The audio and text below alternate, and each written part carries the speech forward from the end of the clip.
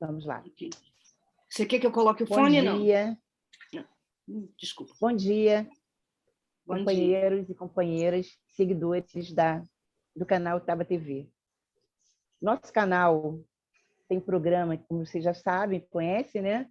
Mulheres de Luta e Resistência. E tenho o prazer e a honra de trazer hoje, para conversar conosco, uma professora, uma literata, uma escritora, uma mulher que muito nos orgulha e nos representa a nossa raça. Neste mês dedicado à mulher negra, latino-americana e caribenha, por uma série de fatores que levaram esse nome e que, pela presidenta Dilma, foi sancionada a lei que atribui esse dia em homenagem a Teresa de Benguela, que todos sabemos, né?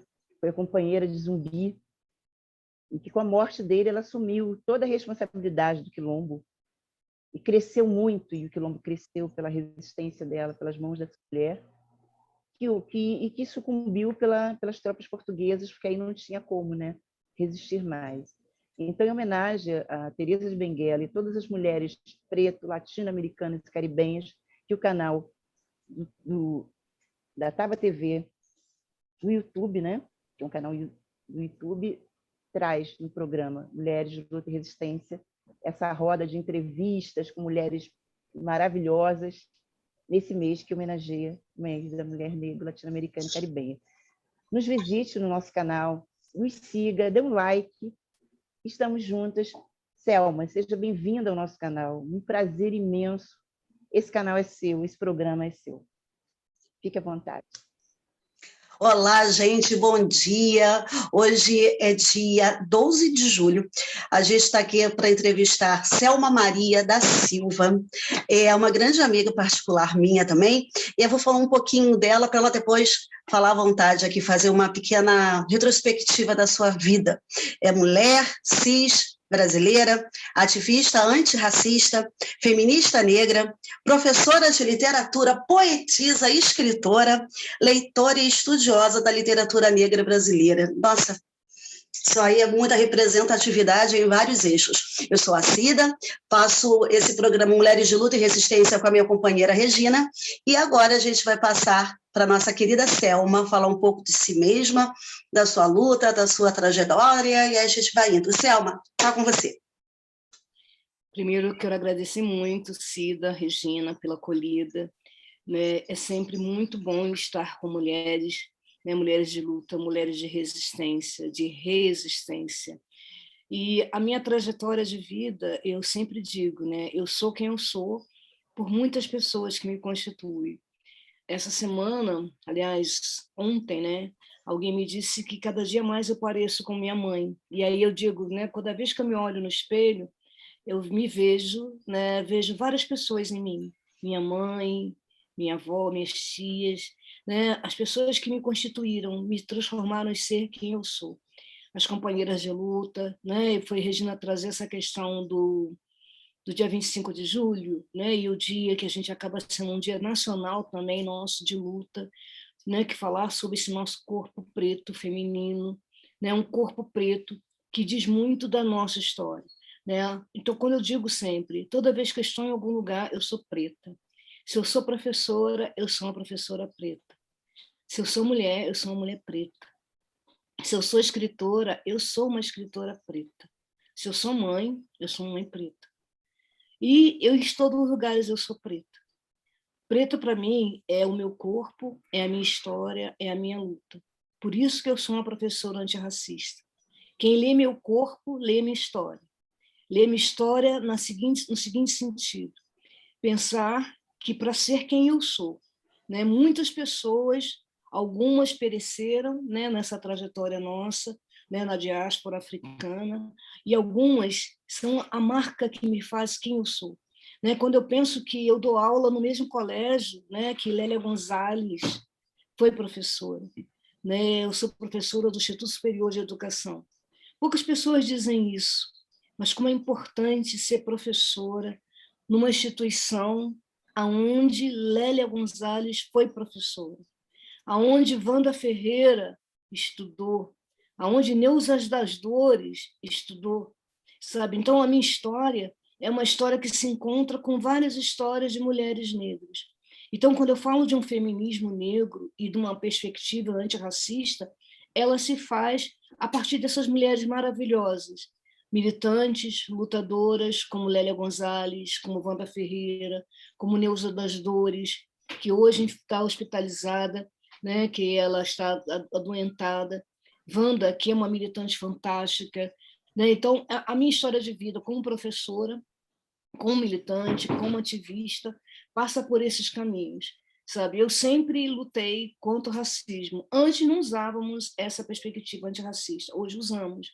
Mas eu percebo, né, se podemos falar de uma pedagogia antirracista, porque tem Lélia Gonzalez, Azuildo Trindade, é tanta gente, mas são pessoas que são importantes. Janete Ribeiro, né? Marim,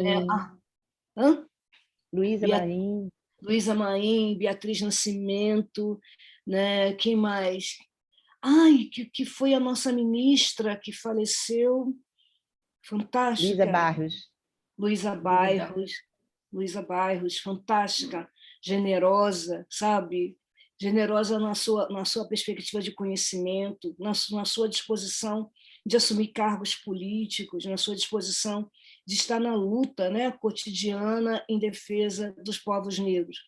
Então, o dia 25 de julho, para nós, é um dia de luta. E, assim, é muito importante, eu quero agradecer muito esse convite. E hoje a gente fala de vários corpos. Né? Lélia Gonzalez criou um conceito chamado americanidade, né? Que Lélia Gonzalez tinha uma mistura, né, de indígena com negro.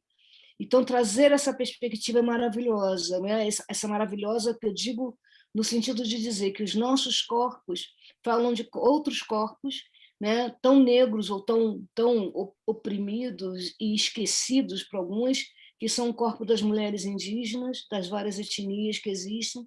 E Lélia já falava sobre isso na década de 80, né? Quando ela cunha o conceito chamado americanidade.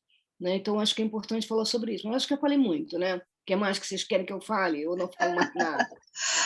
Então, fala um pouquinho da sua carreira enquanto escritora, enquanto poetisa, como é que isso surgiu, por que você resolveu seguir por esse caminho? Bom, eu sou professora de literatura, né?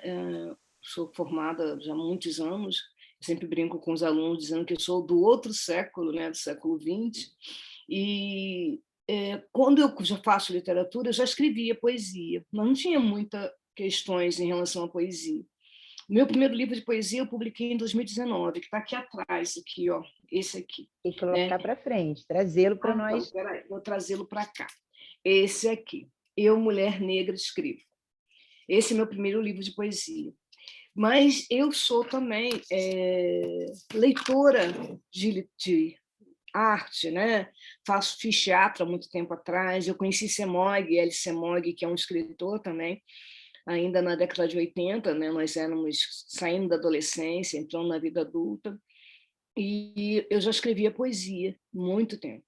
E aí depois, né, que eu me atrevi a fazer letras, né, me apaixonei pela faculdade de letras, eu percebi dentro da faculdade uma produção literária que não falava de nós. E eu sempre insisti muito nisso. Estou falando isso na década de 80, né? Tem muito tempo. E aí uma insistência muito grande de não dizer, falar de uma literatura e falar dos nossos corpos só como corpos subalternizados. E aí eu começo a pesquisar, a estudar a literatura, né? Aí eu começo a encontrar o conceito que foi chamado de literatura negra, né? Literatura negra brasileira. Eu estou falando de 78, né? Com a Constituição do MNU. O MNU tem um papel importante nessa construção. O MNU é o Movimento Negro Unificado, que nasceu lá na escadaria do Teatro Municipal de São Paulo, e nasceu ali um grupo chamado Quilomboje, que existe até hoje. Né? Então, o meu primeiro trabalho acadêmico foi sobre cadernos negros. E isso tem muito tempo, né, que eu falo sobre a literatura, essa literatura, que foi como é que a gente chama hoje? que hoje o pessoal chama de trabalho de conclusão de curso, mas não, na época não tinha essa nomenclatura, não vou lembrar. Acho que era monografia? Monografia, exatamente. Então, a minha primeira monografia foi sobre cadernos negros. E isso foi em 80 e alguma coisa. Mas naquela época, eu ainda não me colocava como uma poetisa, como uma escritora, me colocava como, até hoje eu brinco dizendo que eu sou uma crítica literária preta, né? Então eu me colocava nesse lugar como crítica literária negra. Então, como crítica literária negra, que ninguém sabia que eu existia, mas eu sabia, isso que importava para mim, eu comecei a produzir. Então, eu produzi muita coisa, sabe? Eu tenho uma publicação que eu, infelizmente, perdi, que foi publicada num jornal, lá em Portugal, que é da Associação dos Escritores Angolanos, que é o Angolê, que eu conheci através do CEMOG, né, um escritor angolano, e ele me convidou para fazer um artigo. E aí eu publiquei esse artigo nessa revista, nesse jornal, em 85, né, tem muito tempo.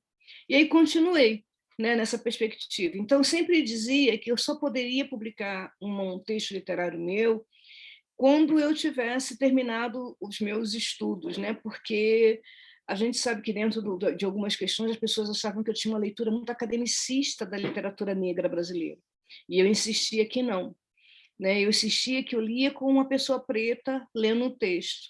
Por que, que as pessoas diziam isso? Porque não adianta você colocar um preto lindo e duas pretas bonitas para dizer que é poesia, porque não é. Né? Então as pessoas ficavam chateadas comigo porque eu dizia que aquilo não era poesia. Gente, eu vou tentar tirar o som daqui, desculpa. Fica à vontade. É o celular que está pitando aqui. E aí, assim, eu tentando trazer essa questão da literatura, e aí comecei a conhecer pessoas. Né? Aí conheci, acho que final de 80, não, antes disso, 85, 86, eu já conhecia a Conceição Evaristo, e a gente tinha alguns encontros no IPCN, né? Roda de poesia.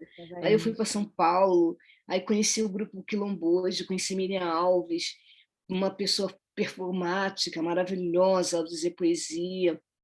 Aí, participando desses eventos, estive no primeiro encontro de poetas e ficcionistas negros.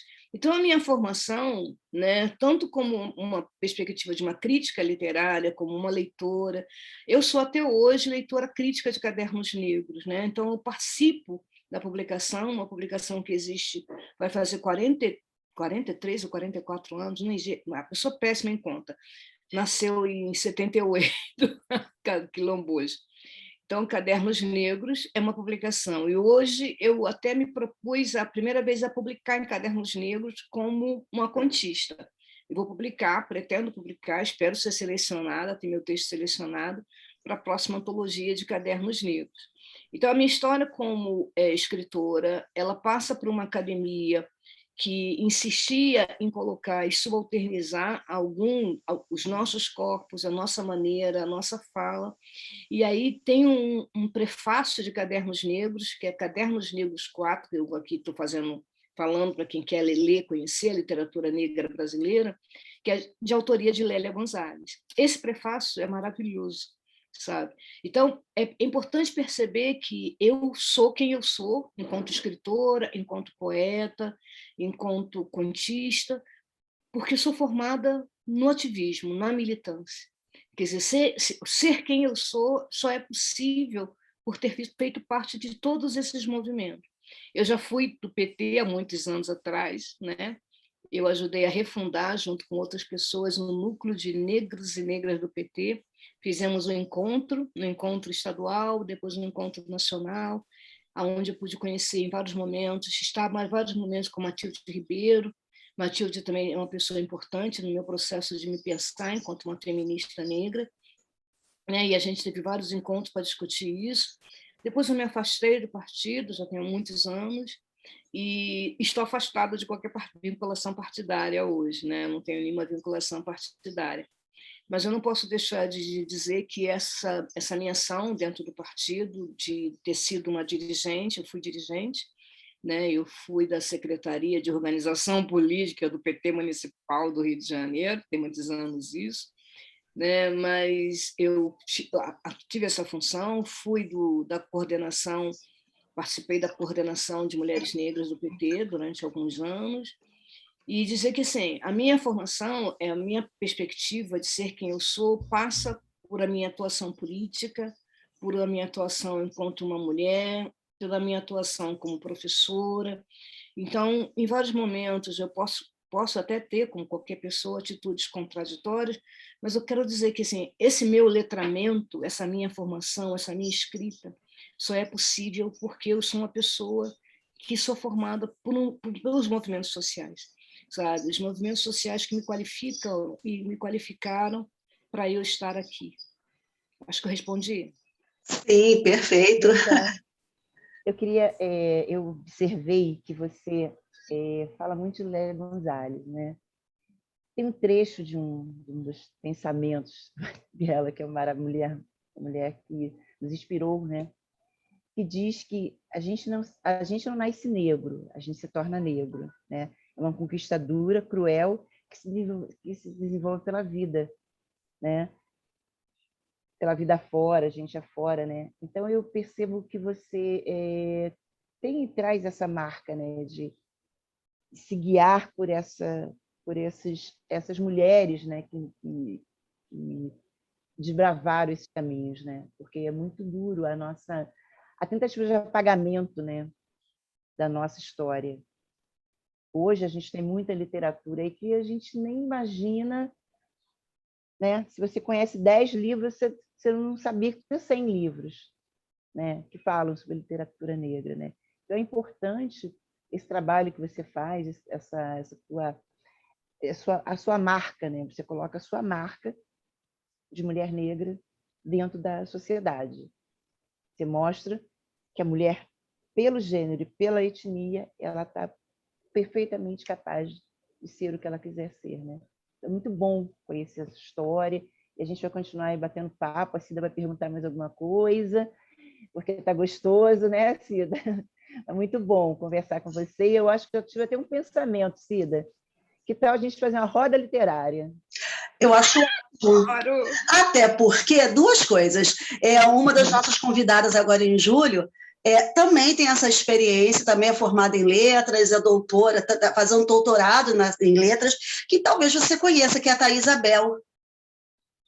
Não sei. Thaís Abel, então, sim, foi a nossa convidada da semana passada e que é muito dentro do contexto que você também está colocando, também de literatura negra brasileira, ela também é contista. Ela, como é que ela colocou? Ela é personal poetry. Personal poetry. Ela lê, né, as poesias negras com a interpretação que ela acha, né, perfeita, né? Uma mulher linda, nossa, você vai adorar conhecer ele. Eu achei excelente essa ideia da gente fazer essa roda literária, né? Porque nós já temos a nossa roda de mulheres ativistas, que será no próximo sábado. No sábado, exatamente. E aí, agora, trazer mais uma, e quiçá mais umas 3 ou 4 mulheres negras escritoras ligadas à literatura. Até para a gente aprofundar o conceito. Poder fazer e fechar o mês, né, com chave de ouro. Achei lindo. E até para a gente aprofundar esse conceito americanidade, que eu particularmente não tinha ouvido falar. Olha como quanto que a gente aprende, né, com essas mulheres maravilhosas. E sobre o que você falou, a questão política, não é porque não estamos dentro de um partido que não somos seres políticos. Ao contrário, eu acho que hoje, de repente, você até faz até mais política. Somos seres políticos independentes de partido. E aí eu queria estar fazendo um contraponto sobre o contexto atual que a gente está vivendo, Rio de Janeiro, Brasil, mundo, em relação ao ativismo negro, em relação ao feminismo, e principalmente o feminismo negro. Como é que está isso hoje em comparação a 10, 15 anos atrás? O que você acha disso, Selma? Olha, eu vejo duas situações. Uma situação que eu vejo que hoje algumas pessoas estão percebendo que nós somos muitos. Ser negro não é uma perspectiva singular, não é o movimento negro, são movimentos negros. Então, nós nos movimentamos e sempre nos movimentamos em várias direções, em várias perspectivas. Durante o processo que a gente pode colocar como marca, que foi a ditadura militar, ou até antes, que tínhamos só 2 partidos, o processo de movimentação ele nos obrigava a estar em uma visão meio binária, né, das relações. Mas a gente não pode esquecer que, na história da política, nós tínhamos uma frente negra, né, que foi massacrada por Getúlio Vargas, que a ideia de um partido negro ela é anterior a algumas questões, né, até na discussão do conceito de trabalhismo, né, porque as pessoas nunca entenderam o que raça, né, discriminação no espaço de trabalho e nas relações de classe, nas relações de gênero, elas precisam ser colocadas. Sabe? Não dá para discutir raça sem discutir a questão da nossa pretitude. Não dá para falar de gênero sem falar da nossa pretitude, porque a opressão em relação à classe, que se dá com alguns corpos brancos, se dá de outra forma, uma perspectiva diferente em relação aos corpos negros.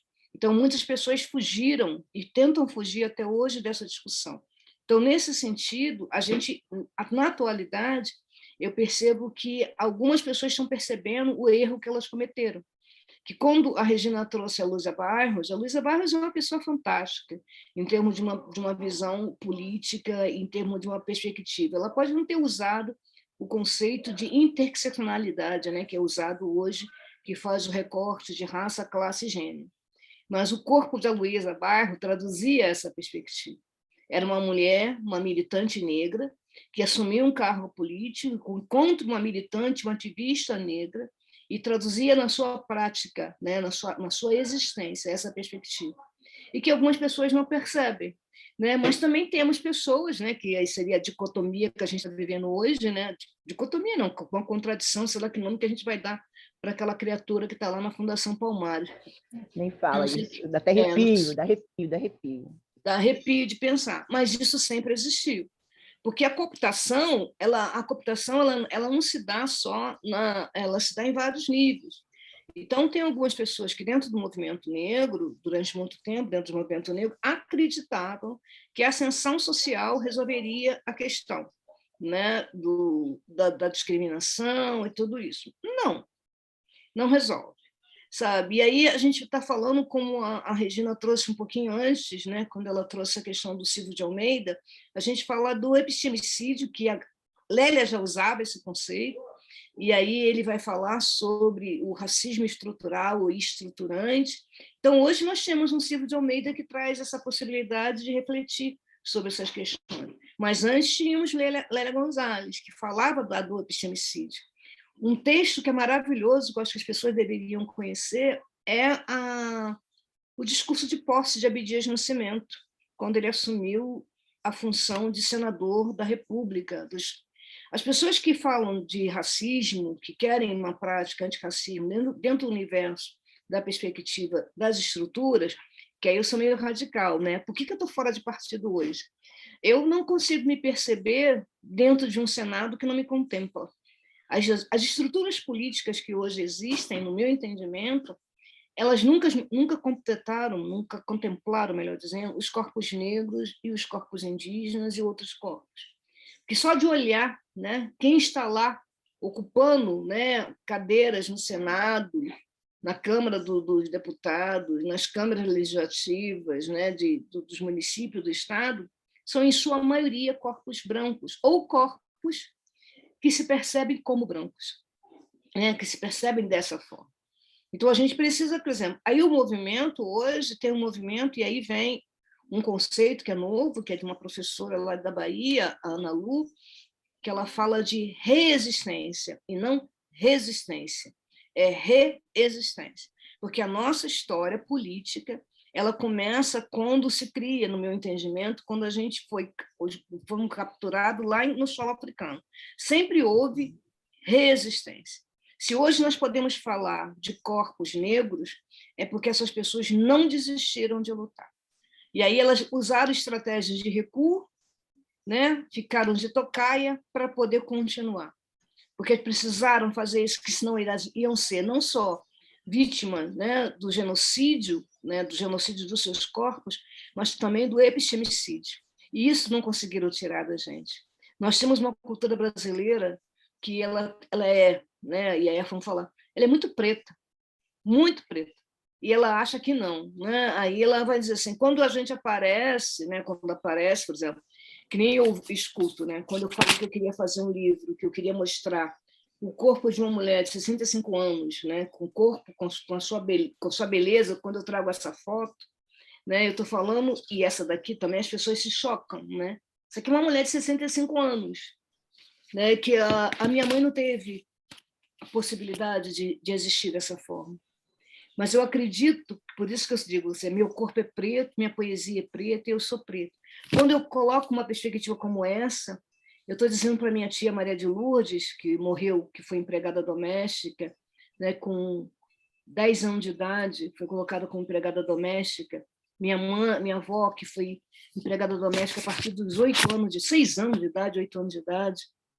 Eu estou dizendo que o meu corpo se traduz a minha experiência, a minha ancestralidade.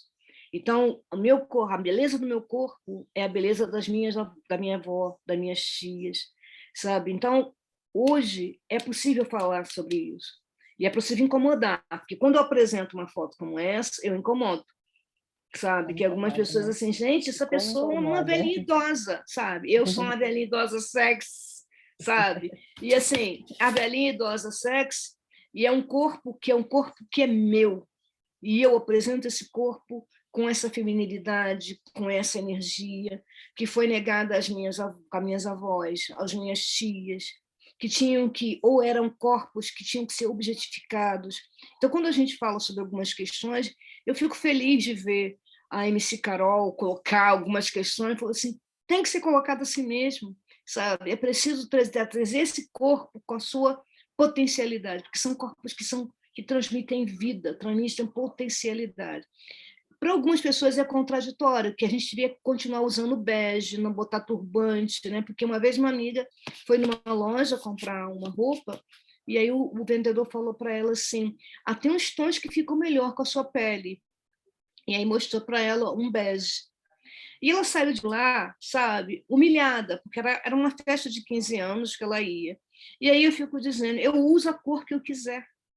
E meu corpo, eu uso o batom que eu quiser. Mas isso foi dado para minha avó como possibilidade, para minha mãe, sabe? Então, hoje, quando eu escuto um jovem falar que ele é trans, que ele é cis, que ele é isso, e eu trago isso para a minha existência, eu estou dizendo o seguinte, esse corpo trans pode existir e deve existir em plenitude. Esse corpo que se identifica como uma mulher lésbica deve existir em plenitude, com vida, sabe? Então, os corpos, eles têm o direito de viver. Então, eu acho que hoje, dentro do movimento negro, a gente está falando dos movimentos negros, do feminismo negro, a gente está trazendo essas questões.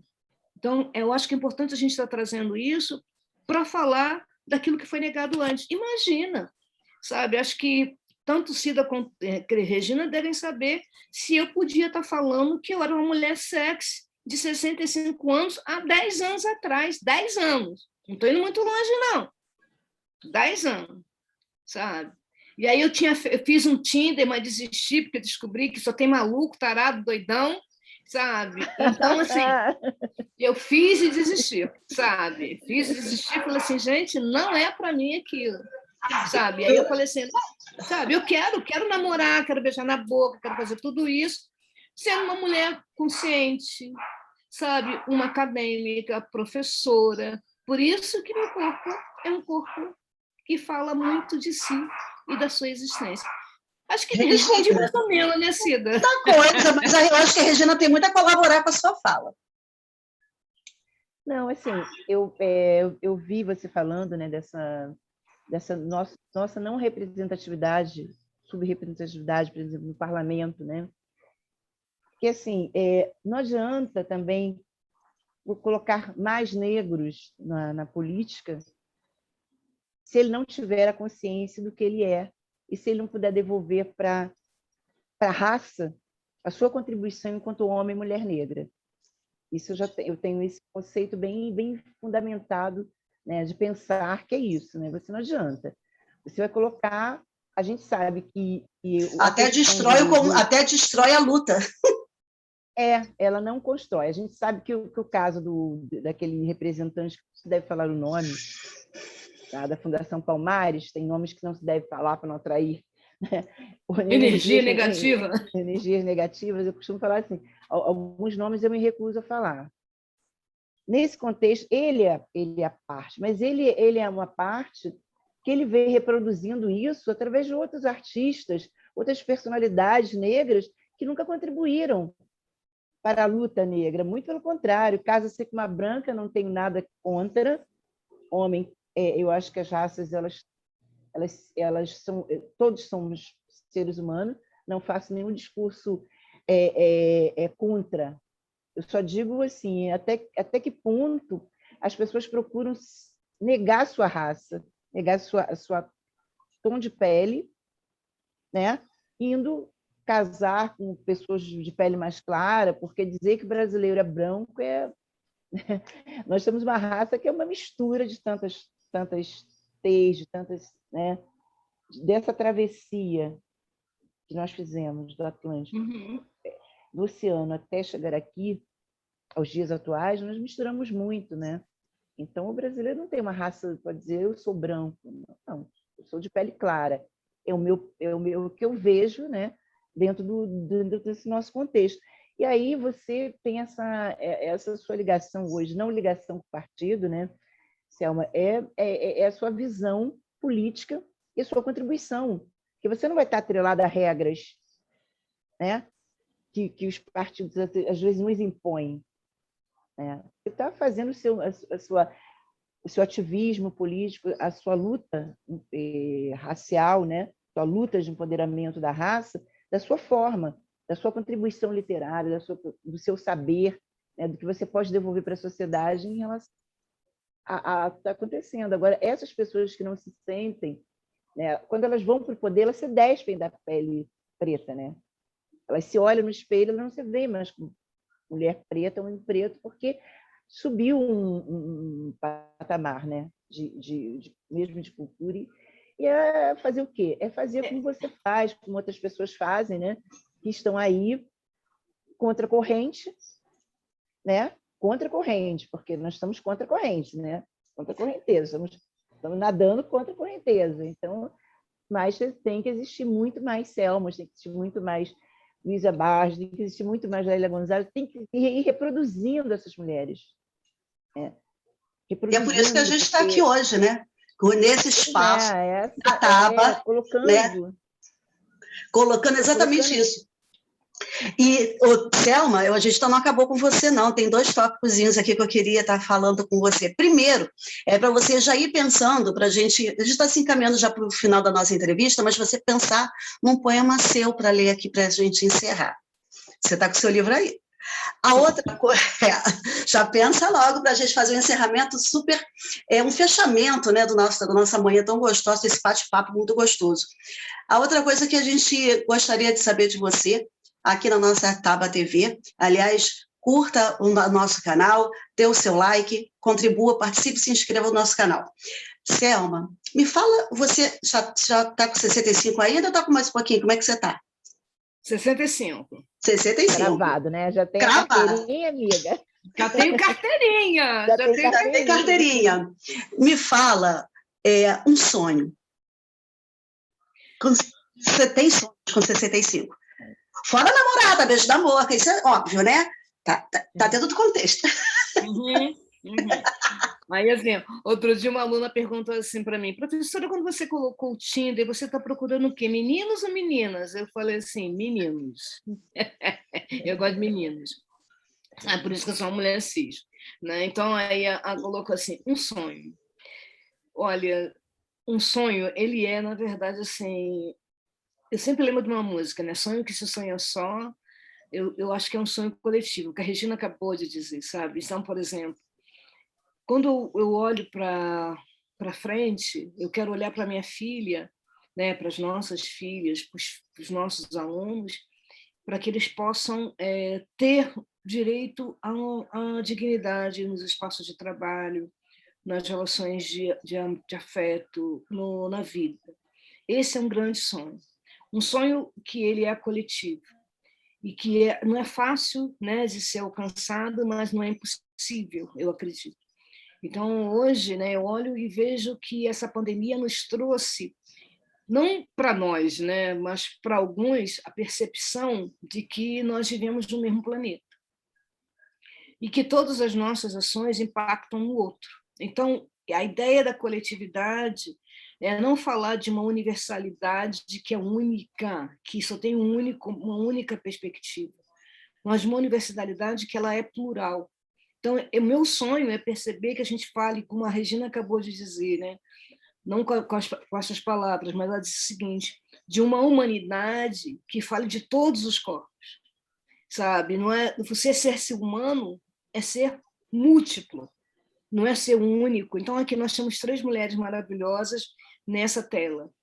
São maravilhosas porque nós somos 3 mulheres diversas, diferentes, com perspectivas diferentes, com corpos diferentes. Por isso que nós somos belas.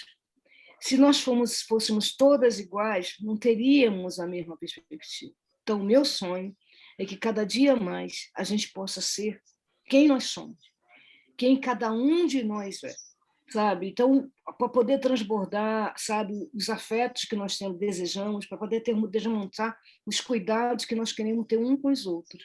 Então, esse convite me traz uma perspectiva que para mim é muito importante, né? Pensar em cuidar. E aí não é pensar em cuidar, né? Cuidar o outro nessa perspectiva, sabe? Eu vou levar um copinho d'água, não sei o quê. Não, é cuidar em todos os sentidos, do corpo físico, do corpo mental, sabe? Dos afetos. E aí, quando eu pensar em cuidar de alguém, pensar que essa pessoa é uma pessoa humana, né? Com todas as suas questões, com todas as suas particularidades. Então, esse é meu sonho, um sonho em que a nossa humanidade possa ser reconhecida na sua pluralidade, sabe? E aí, como a Regina colocou, algumas pessoas acham que, para ser humanas, elas precisam criar essa civilização, esse modelo que exclui todos os outros, né? Então, eu sou cristão, não posso perceber isso. Eu sou isso, não posso aquilo. Não, sabe? É uma questão que eu vivo hoje, né? Que eu vou falar sobre isso. Eu faço parte de uma pastoral, da pastoral afro. É fácil ser da pastoral afro dentro de uma igreja católica? Sabe? Nada fácil. Mas, como eu sou preta em todo lugar, eu sou preta também dentro da igreja católica, né? Não podia deixar de não ser. Mas escuto situações onde as pessoas se incomodam, né? Alguns não dizem, como é que você pode, uma mulher inteligente, não ser católica? Tá? Sabe o que a igreja fez? Eu sei que o que a igreja é em Constituição, e ela hoje ainda merece ser criticada, e eu sou crítica a várias questões, mas a minha fé tem uma outra perspectiva, né? Como que ela se constrói, como que eu vivo ela cotidianamente. Então, dói não, eu me revolto escutar um padre que não vai dizer que não vai usar máscara, que não sei o que, não sei o que lá, não sei o que lá, sabe? Tem gente que faz isso, né? E aí prega isso num púlpito, num lugar de poder, né? Diz para os outros, sabe? Coloca a vida do outro em risco. Isso é muito sério, sabe? A gente pode ficar silenciado em função disso? Não. E aí o que a Regina colocou, tem gente que vai lá, assume o Senado e tal, e vira humano. Como ele é humano, ele não tem mais raça, ele não tem mais gênero, ele não tem mais isso, ele não tem mais... Eu sou humana, sou preta, sou mulher, sabe? Sou professora, e aí se me pedirem para ser humana e negar tudo que eu sou, então, cara, sabe? Não sei que humanidade é essa. E aí, dentro do espaço político, né, acontece exatamente isso, né? Para você ser uma pessoa que quer destituir as classes, você não pode colocar a questão racial. Se eu não puder colocar a questão racial, eu não falo de classe, sabe? Se eu não puder falar de feminismo e não falar da questão da minha perspectiva de raça, então não existe feminismo para mim, sabe? Então tem algumas questões que eu acho que, não sei se foi isso que a Regina disse, eu entendi dessa forma, sabe? Sim, as questões raciais hoje, o que se faz? Nós hoje estamos acordando uma outra forma de enfrentamento, né? Porque a nossa origem, né? Veio de uma subalternidade total, né? Viemos para ser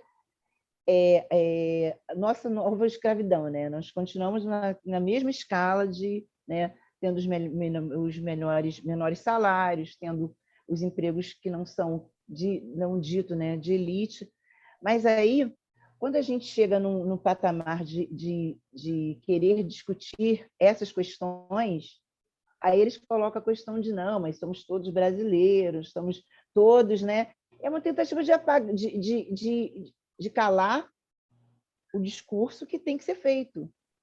Hoje não se discute raça, o que é a raça negra, a contribuição que a raça negra deu para esse país, para o mundo, o que é a contribuição que a mulher negra, inclusive a educação dada aos filhos dos donos das senzalas, era pelas mulheres pretas, que criavam, que amamentavam, que educavam realmente.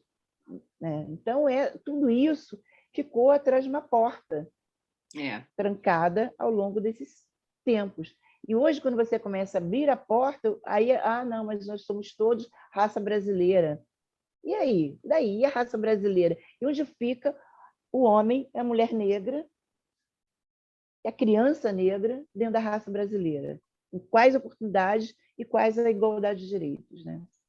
E é bom trazer isso como um dado, porque aí vem um conceito que é o chamado do epistemicídio, exatamente isso, né? A gente, durante muito tempo, quando vai falar, né, no universo acadêmico, né, como se vai falar das pessoas negras, sempre associada à fome, à miséria, sim, ela está colocada, mas a gente não pode esquecer de lembrar quem foi Abdias Nascimento, sabe? E aí, Abdias Nascimento, por isso que eu falo do discurso de posse de Abdias Nascimento, é um texto fantástico, né? Porque ele historiciza a questão, né? Aí a importância da história, né?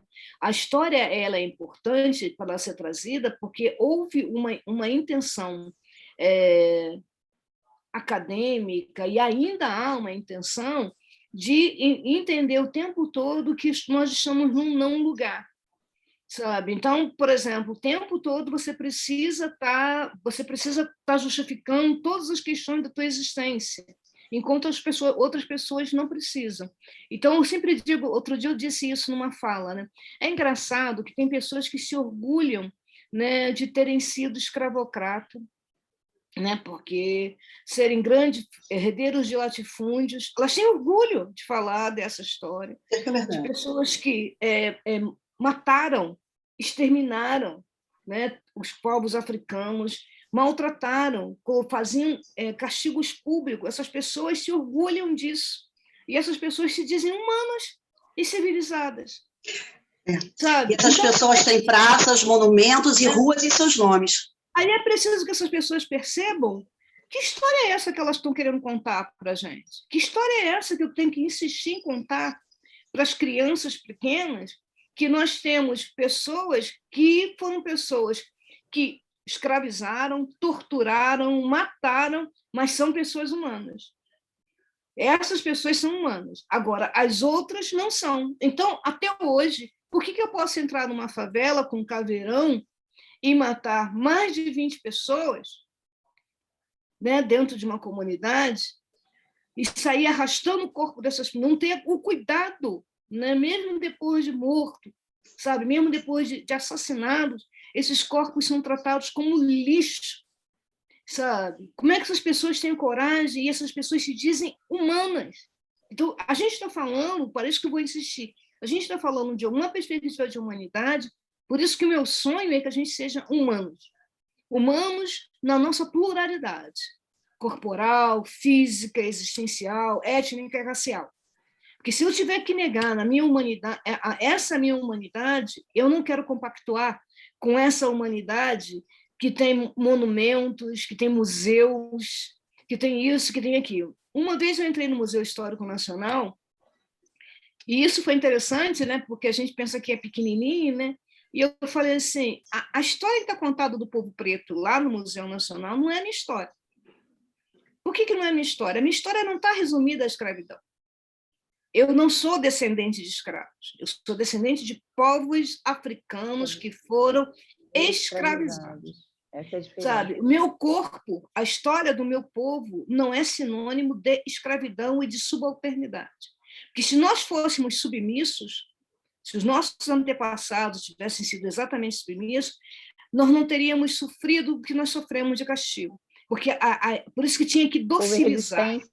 Houve resistência o tempo todo. Por isso que tinha que docilizar alguns corpos. Aí dizia assim, esse é dócil.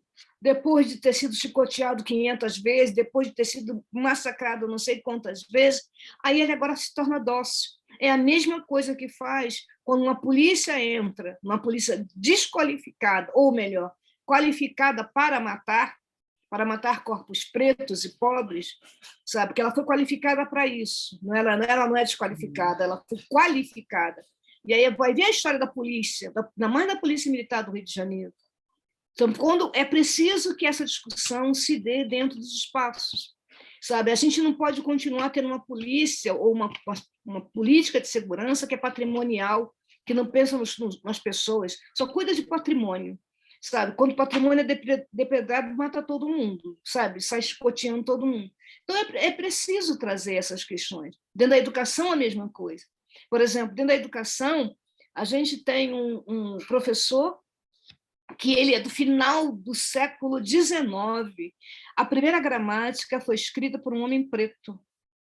Sabe quem sabe isso? Uma professora preta de literatura que estuda. Mas ela diz em todo lugar que ela vai, sabe? Todo lugar que ela vai, que a minha história é uma história que ela vem de um passado. Se hoje eu posso falar de uma gramática, de uma língua portuguesa falada no Brasil, é porque teve o professor, o nome dele eu não consigo falar porque tem R demais, é Pretesh, esqueci, não consigo, o nome dele é muito difícil para pronunciar. Então, essa história foi um professor do Pedro II, que foi professor do ISERJ, do Instituto Superior de Educação, onde Lélia Gonzalez foi professora. Então, quando você falar da história da educação brasileira, como a Regina acabou de falar, não só a história, né, não só a educação que foi feita nos lares, mas a educação dentro das instituições foi promovida, foi construída por educadores negros, pedagogos e pedagogas negras. Então, a gente não tem só Antonieta de Barros, a gente tem aqui no Rio de Janeiro a importância das escolas, porque como aos negros e aos africanos e seus descendentes era proibido por lei ingressar em escolas, foram criadas as escolas nas comunidades de terreiro, nas comunidades das igrejas, em várias comunidades. Então, você, por exemplo, quando você escuta a história de Mãe Beata, de Iemanjá, você não sabe a importância de Mãe Beata para a formação de várias pessoas, sabe? Como que Mãe Beata contribuiu, porque ela promovia dentro do terreiro dela, dentro do espaço dela, para vestibular. Ela fazia discussão, ela promovia leitura, ela promovia roda, sabe? Então, o Caroço de Dendê, de Mãe Beata, é um livro que eu já trabalhei com meus alunos e insisto, tragam esse livro para a sua prática pedagógica, para que uma criança do candomblé possa ir para a escola com as suas guias sem nenhum problema. Sem ser hostilizado, né? Demonizado, hostilizado, demonizado. Agora, eu posso colocar um crucifixo na minha sala de aula, pendurado, mas eu não posso ter uma guia. Eu não posso. Eu posso abrir a Bíblia, fazer todo um texto, rezar o Pai Nosso, que eu não tenho menor problema.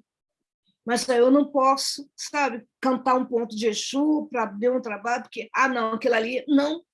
Se pode rezar o Pai Nosso, vai poder também, sabe, abrir os trabalhos saudando Exu. Não vejo nenhum problema. Porque essas questões que eu acho que a gente precisa estar trazendo. Sabe? Esse é o sonho. Ser humano.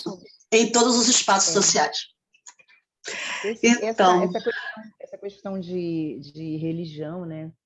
Também o racismo está presente dentro dela, porque a Igreja Católica foi racista, né? A Igreja foi Católica, não, né? Não, eu digo assim, de um passado, a história da Igreja Católica, né? Essa subalternização da mulher negra, que acompanhava as sinhazinhas, né? Até a igreja, às vezes não tinha igreja que elas não podiam entrar, né? Tinham que ficar do lado de fora enquanto né? Mas em contrapartida, não teve quando você quer expressar a sua liberdade religiosa, quanto seu credo, quanto o seu guia, né? Sua orientação espiritual, você esbarra com esse preconceito que está aí. porque, se por um lado a Igreja Católica discriminou, né, fez a separação, né, demarcou ali, foi catequizar quem ela pôde e quem não, esse aqui não, porque é preto, esse aqui fica aí do lado de fora. Mas na hora que essas pessoas queriam, né, usar o seu livre-arbítrio religioso, eram perseguidas, como são até hoje, né? Voltou a perseguição. Por isso que eu digo que hoje estamos vivendo outro tipo de escravidão.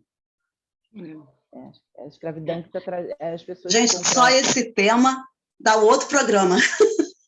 Não, porque sério, mas se a gente analisar, Cida, nós estamos vivendo uma outra escravidão, uma escravidão que está trazendo a falta. E a pandemia também, né? A gente fala um pouquinho da pandemia. A pandemia também contribuiu demais para aprofundar essa desigualdade social. Sim. Para o abismo ficar ainda maior. Ficou maior. Você vê, eu vejo. Desculpe, prosseguir. Não, eu acho que, por exemplo, é como se eu hoje, né, quando eu escuto de um aluno, né, que ele só tem um celular para assistir aula, e, aliás, na casa só tem esse celular para toda a família. Esse celular também é usado para a sobrevivência daquelas pessoas, porque elas precisam trabalhar, precisam de tudo isso. E aí eu digo para ele em sala de aula, sabe, que como que eu respeito a tua história, como que é importante você estar aqui. E como que eu reconheço, mas, ao mesmo tempo, eu não quero que você transforme essa sua história em algo que você só leve o sofrimento.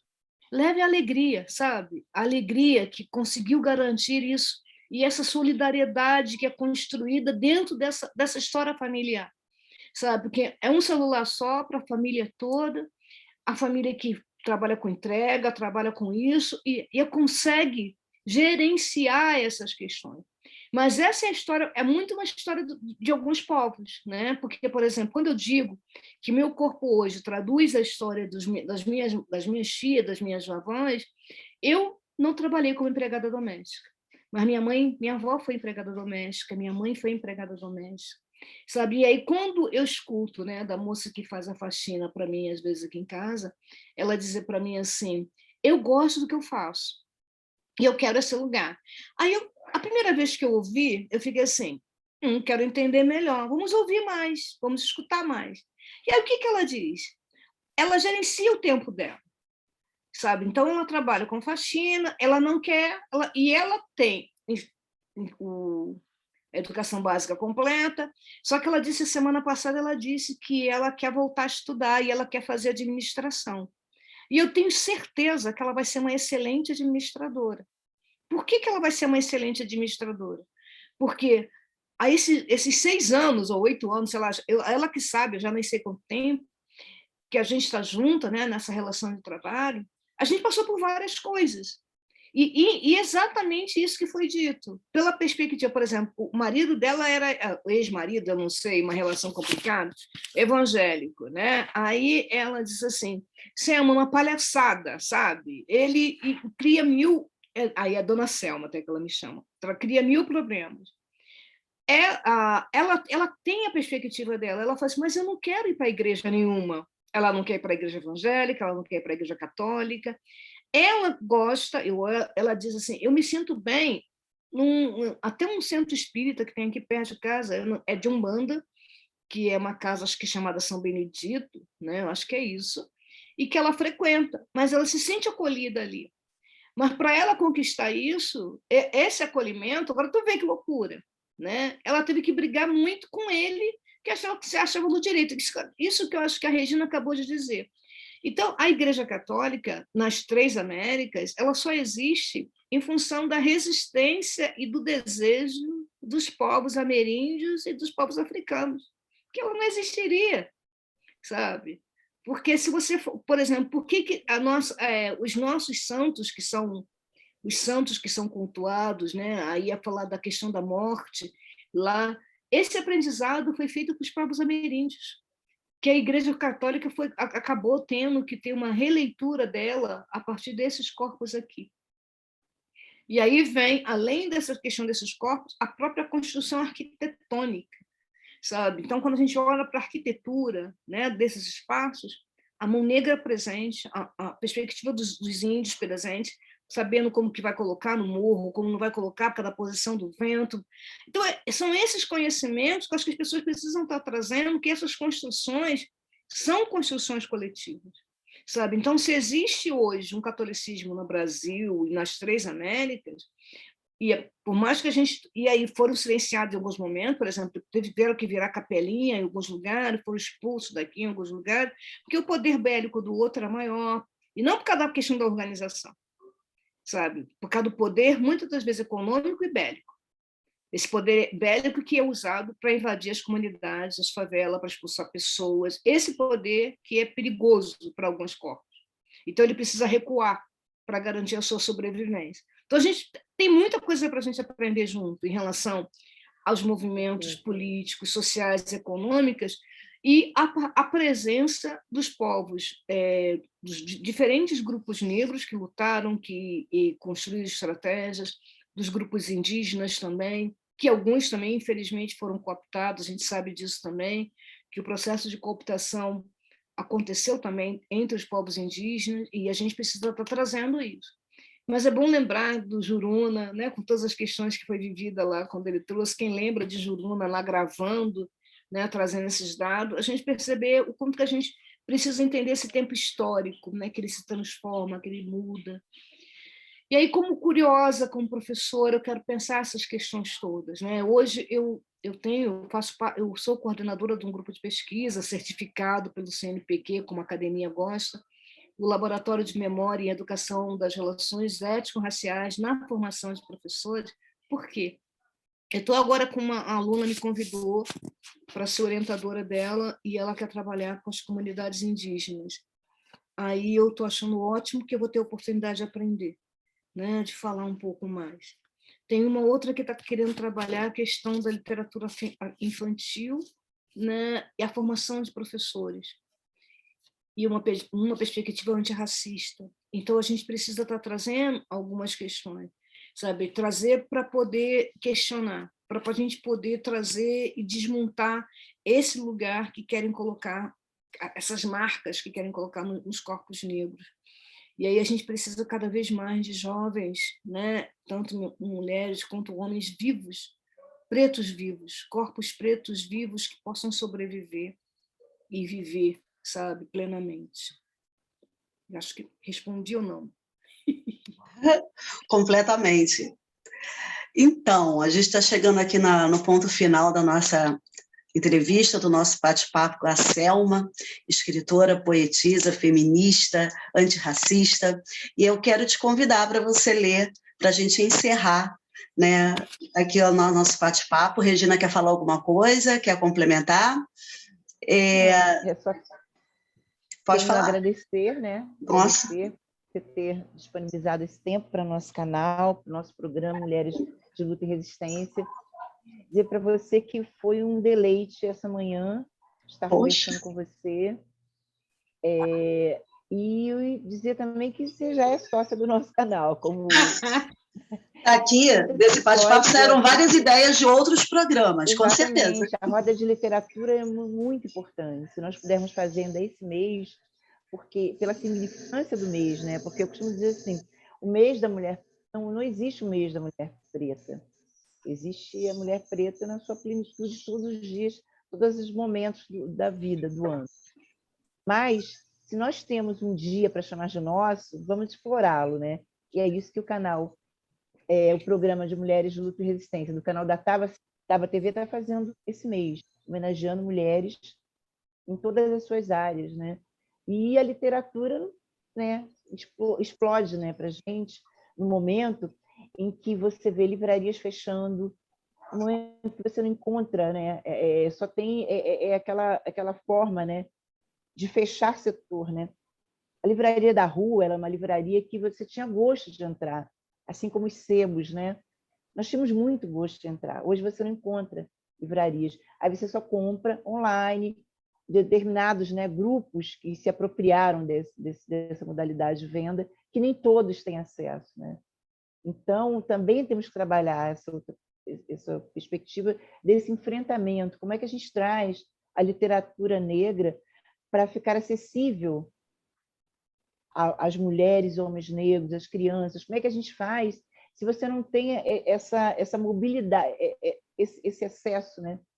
Ficou muito restrito às compras e vendas online. Então, assim, você, mais que bem-vinda, parabéns. Você vai ler o seu poema. Gostaria que você colocasse novamente seu livro para que nós pudéssemos referenciar em outros espaços, né? Porque eu acho que é importante demais. Você, Silvio, Janila Ribeiro, a Ana Cotirê, uma outra também que agora que faz parte desse ciclo, né, de literatura, de pensar, colocar, né, as questões do racismo como uma forma de você entender como é que ele começou, de onde ele veio, né? Deixa eu falar para E vocês. vocês são muito importantes para nós. Fala, Selma. Literatura Eu estou negra. participando dessa antologia da FLUP. Eu sou uma das 180 autoras que está aqui. Carolinas. Carolinas, que esse livro foi feito em homenagem a Carolina de Jesus. O processo de escolha, né, de seleção, foi escrever uma carta para Carolina, né, e a minha carta foi selecionada. Foram 300 autoras selecionadas e ficaram 180 para essa antologia. Então, eu estou participando dessa antologia, né? Tem uma outra antologia também, que é uma escritora fantástica, que é de Rio Grande do Norte, é esse livro, Escritura Negra às Marcas, que foi feito em homenagem também a... Gente, para não confundir o nome, que sabe como é que é, né? Ficar velho, confunde os nomes. Agora eu não vou lembrar o nome da autora que foi homenageada aqui, mas que eu acho que é importante lembrar... Mostra o livro para a gente. Esse aqui. É que está brilhando, dá para ler? É que não, Escrituras Negras. Escrituras Negras. E as suas marcas. Sim. Aí eu fui convidada pela uma das organizadoras a escrever um poema, quer dizer, escrever um texto, e aí eu escrevi um texto em homenagem a Maria Firmina dos Reis. E aí eu fui pesquisar, e aí vai dar uma outra história, né? Nesse momento, não vou ficar aí, já dá uma outra Maria coisa. Firmina foi a primeira advogada negra. Não, ela é a Antonieta de Barros, que é a primeira advogada. Primeira advogada negra. A Maria Firmina é professora. Ela cria a primeira escola para meninos e meninas, mista, sabe? Lá no interior. E aí tem umas questões que eu acho que é importante, toda vez que alguém diz isso, fala de Carolina, fala de outra, aí fala assim, morreu pobre. Aí eu fico pensando, né? Alguém que no final do século XIX morreu com 87 anos, as pessoas não sabem o que é riqueza. Isso é uma grande riqueza. Mulher preta chegar aos 87 anos. A mesma coisa a Carolina de Jesus. Carolina, ela não morreu pobre. Ela, para esses padrões de riqueza, ter 500 casas, 5 mansões, 10 carros, Carolina de Jesus não tinha, mas Carolina de Jesus morreu na casa dela, sabe? A casa que ela comprou. As pessoas têm uma noção, sabe? Carolina foi traduzida para vários idiomas, né? Várias línguas. A Carolina não morreu pobre, miserável. Muito pelo contrário. Ela voltou para a cidade onde ela nasceu, ela comprou uma casa, ela viveu até quase que 80 e poucos anos, e as pessoas não entendem o que é uma pessoa preta viver até os 80 e poucos anos na sua casa que você comprou. Naquela época, né? E assim, é muito assim, a noção de riqueza para alguns é muito complicado. Sabe, você nascer, ser alfabetizada, se for professora, fundar a primeira escola mista no Brasil para meninos e meninas, e aí morreu na miséria. Não, sabe? A miseráveis são vocês que têm 500 casas e moram num só, sabe? Esses são os miseráveis, na minha opinião. Bom, mas aí vamos ler poesia? Vamos, e ao final eu quero que você diga para a gente como é que a gente faz para adquirir o seu livro. Tá. Eu tenho agora um site, que eu sou chique, fiz junto com meu sobrinho. O site é celmariaescritora.com. Celmaria? Celmaria. Celmaria. Maria. Escritora. Vou escrever aqui. .com.br, que é um site. E lá vocês podem adquirir o livro, né? Ele está à venda. Então, Qual o poema que você escolheu para ler para a gente? Olha, eu, propositalmente, eu queria ler... Posso ler 2? Aí vocês decidem. Aqui você é dona do canal hoje. À vontade. Tá? Um poema, ele fala muito de uma questão que é muito importante. Aí dizer o seguinte... Esse poema, como eu disse, reúne poesias, né, da minha adolescência até a minha vida adulta. Eu não digo, meus poemas não têm título, eu não digo em que momento foi escrito, não coloco isso, mas aí seria, se alguém quiser curiosidade para ver. Então, esse poema, ele diz o seguinte: cansei de ser passado, hoje sou futuro. Cansei de ser presente, hoje sou futuro. Tempo, desconhecida palavra, tempo, prisão de tolas certezas. Finjo ser outra sendo eu. Sou outra fingindo ser eu. Negra a pele, Zulia, Zulu presença. Orgulho de ser preta, negra, filha, neta, mãe de preta. Isso é um poema. Aí o outro, já que que eu fico brincando muito com algumas questões, eu queria ler esse poema para vocês. Desejo-te inteiro em mim, noite calma, vinho, saudades. O sou, o passo, a dança, não tem luz. Sinto teu corpo, teu cabelo. Preta, sim preta, neguinha, bem neguinha. Bunda, peito, boca e cabelos grandes. Sou nega, neguinha, preta, sim preta. Vem, eu deixo. Vem, eu quero. Vem, eu finjo. Vem, eu minto. Vai, eu vou. Viver, ser feliz só. Parabéns. Enriquecendo nosso final. Coloca de novo aí, por favor. Muito bem, eu, mulher negra, escrevo. Complemente, Regina. Não, enriquecendo, né, o final da nossa entrevista de hoje, né, o programa Mulheres de Luta e Resistência, com a presença de Selma Maria, que nos brindou com essa maravilhosa manhã, com esse bate-papo, com essa falação nossa, né, do que a gente pensa, do que a gente entende como mulher, ser mulher negra, né, não só no nosso Rio, no nosso estado, no nosso país, no mundo, nosso lugar no mundo. Ser mulher preta, se reconhecer como mulher preta, sentir orgulho de ser mulher preta, ter força e coragem de assumir e lutar. E a gente está aqui para isso, né? E por isso que o programa de luta e resistência trouxe hoje você e trará outras mulheres fortes de luta e resistência também para dialogar com a gente no nosso canal. Não esqueçam, Taba TV, programas de Mulheres de Luta e Resistência, dê um like no nosso canal, nos siga nas redes. Bom dia, já é boa tarde. Né? Já é boa tarde. Já é Selma, boa tarde. obrigada. Um beijo para você, Selma. Muito obrigada. Eu espero que eu tenha contribuído e vou lá curtir o Taba TV. Pode deixar. Boa tarde, gente. Gravando, né?